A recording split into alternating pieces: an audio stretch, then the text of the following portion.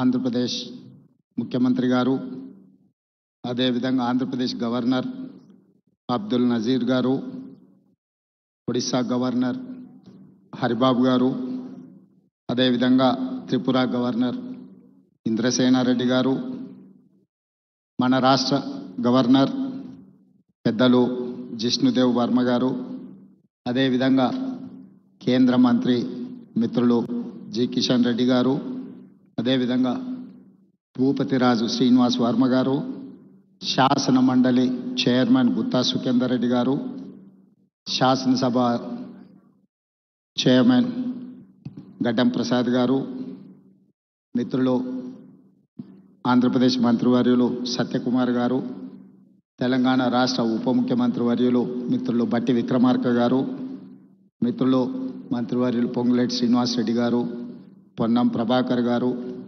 పెద్దలు కేశవరావు గారు, వేదిక మీద ఉన్న చాలామంది భారతీయ జనతా పార్టీ నాయకులు, బండారు దత్తాత్రేయ గారి అభిమానులు, కుటుంబ సభ్యులందరికీ కూడా ఈ సందర్భంగా నా శుభాకాంక్షలు తెలియజేస్తున్నా. మిత్రులారా, ప్రజల కథే నా ఆత్మకథ. దత్తాత్రేయ గారు ప్రజలతో ఉన్న అనుబంధాన్ని అత్యంత సామాన్యమైన ప్రజలతో, అది గౌలిగూడ గల్లీ కావచ్చు, లేకపోతే రామ్నగర్ బస్తీ కావచ్చు, వారు మహారాజ్గంజ్ మొట్టమొదటిసారి శాసనసభ్యులుగా పోటీ చేసినప్పటి నుంచి మొదలు పెడితే వారు సికింద్రాబాద్ పార్లమెంట్ సభ్యులుగా, కేంద్ర రైల్వే శాఖ మంత్రిగా, అర్బన్ డెవలప్మెంట్ మినిస్టర్గా, హిమాచల్ ప్రదేశ్ గవర్నర్గా, ఈనాడు హర్యానా అత్యంత కీలకమైన రాష్ట్రానికి గవర్నర్గా, వారు గౌలిగూడ గల్లీ నుంచి హర్యానా గవర్నర్గా సుదీర్ఘమైన ప్రయాణంలో ఎన్నో హోదాలను, రాజకీయంగా ఎన్నో ఒడిదుడుకులను చూశారు. కానీ ఏ రోజు కూడా వారు ప్రజలతో సంబంధాలను కోల్పోలేదు. వారు కేంద్ర మంత్రిగా ఉన్నప్పుడు కూడా ఢిల్లీకు పార్లమెంట్ సందర్భంలో వెళ్ళినా 2-3 రోజుల కంటే ఎక్కువ అక్కడ ఉండేవాడు కాదు. శుక్రవారం వస్తే మళ్ళీ హైదరాబాద్కే వచ్చి చిన్న షాప్, లోకల్ కార్పొరేటర్ కూడా ప్రారంభోత్సవానికి రావడానికి వెనక ముందు చేస్తే పెద్దలు దత్తాత్రేయ గారు వచ్చి చిన్న గల్లీలలో పాండప్ప కూడా పేదవాడు ప్రారంభించుకుంటున్నంటే దత్తాత్రేయ గారు వచ్చి ప్రారంభించేవాళ్ళు. ఇది నాకు వారితో ఉన్న 40 సంవత్సరాల అనుబంధంలో 40 సంవత్సరాల నుంచి దత్తాత్రేయ గారిని చాలా దగ్గరగా నేను వారిని చూస్తున్నా.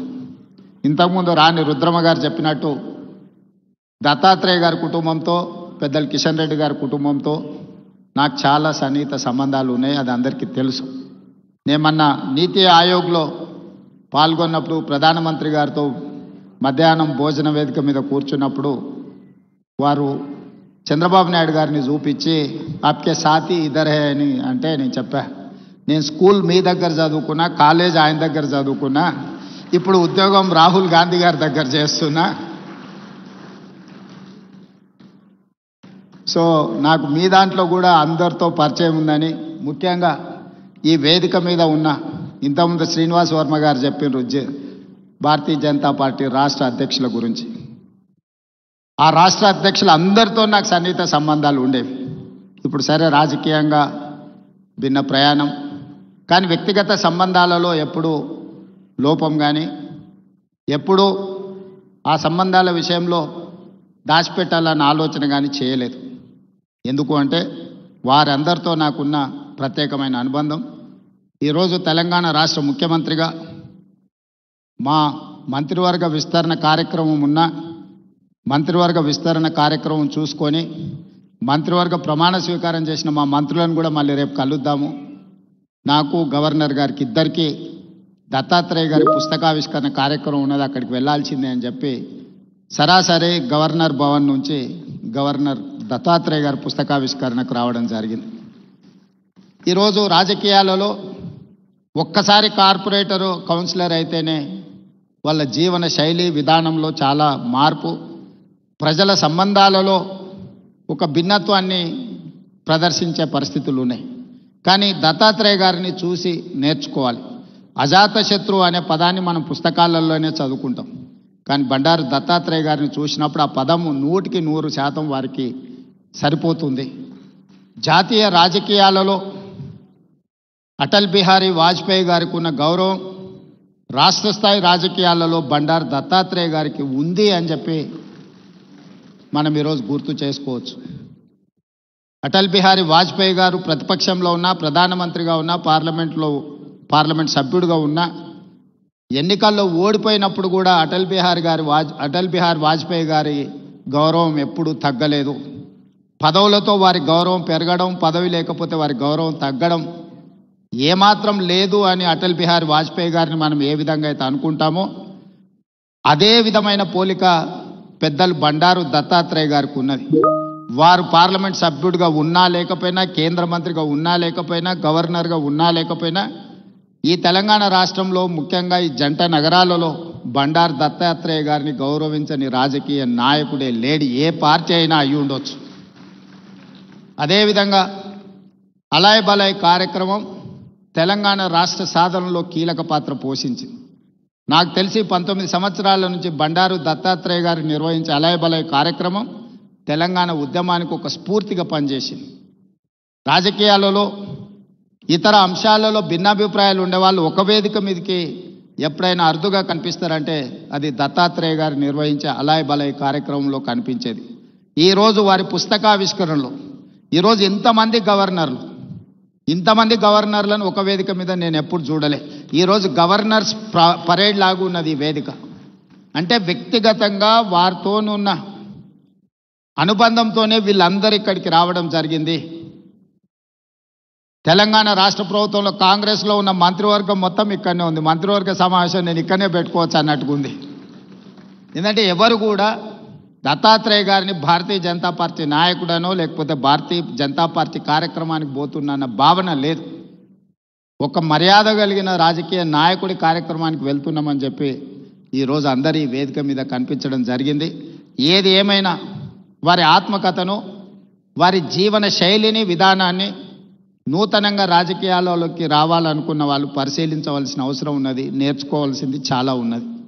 మేమందరం, నేనైతే మొదటి నుంచి వారిని దగ్గరగా గమనిస్తున్నా.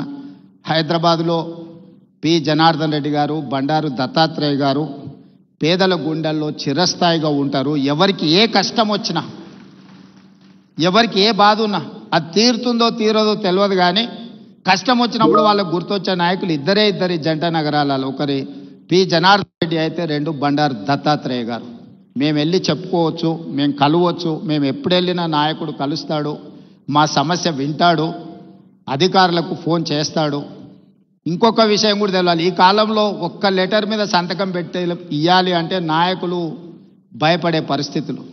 కానీ ఆనాడు దత్తాత్రేయ గారు వందలాది లెటర్లు తిరుపతి దర్శనానికి సంతకాలు పెట్టి మా అందరికి ఇచ్చేటోడు. ఎప్పుడు మా దగ్గర పుస్తకాలలాగా ఉండేటి. దత్తాత్రేయ గారు ఎంపీగా సంతకం పెట్టి రైల్వే రిజర్వేషన్ కూడా, ఇప్పుడంటే విమానాలు వచ్చినాయి, కార్లు వచ్చినాయి, ఒకప్పుడు రైల్వే రిజర్వేషన్ అనేది కూడా చాలా ముఖ్యం.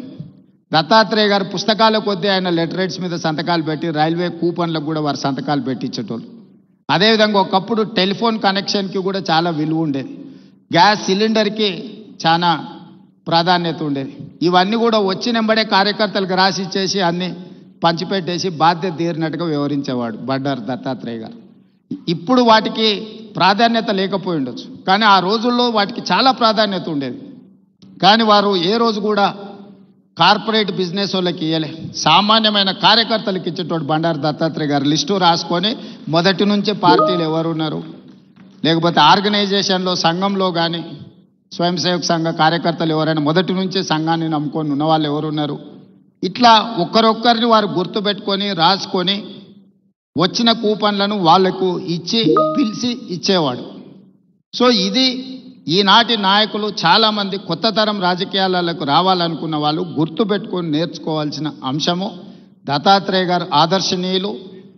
ఇది ముఖస్థుతి కోసమో వేదిక మీద పిలిచిండ్రు కాబట్టి వారిని అభినందించడానికో మాట్లాడుతున్న విషయం కాదు, వారు నికార్సుగా పాటిస్తున్న విషయము. అలాంటిది కొత్త తరం రాజకీయ నాయకులు నేర్చుకోవాలి. మేమందరం తీసుకునే నిర్ణయాలలో, మేము ప్రజలను కలిసే విధానంలో తప్పకుండా దత్తాత్రేయ గారు పి జనార్దన్ రెడ్డి గారి స్ఫూర్తి మా నిర్ణయాలలో ఉంటుంది. ముఖ్యంగా జంట నగరాలలో ఈరోజు ఆ స్థాయికి ఎదగాల్సిన అవసరం ఉన్నది నాయకుడు. ఈరోజు ఆ లోపం కొట్టొచ్చినట్టుగా జంట నగరాలలో కనిపిస్తుంది.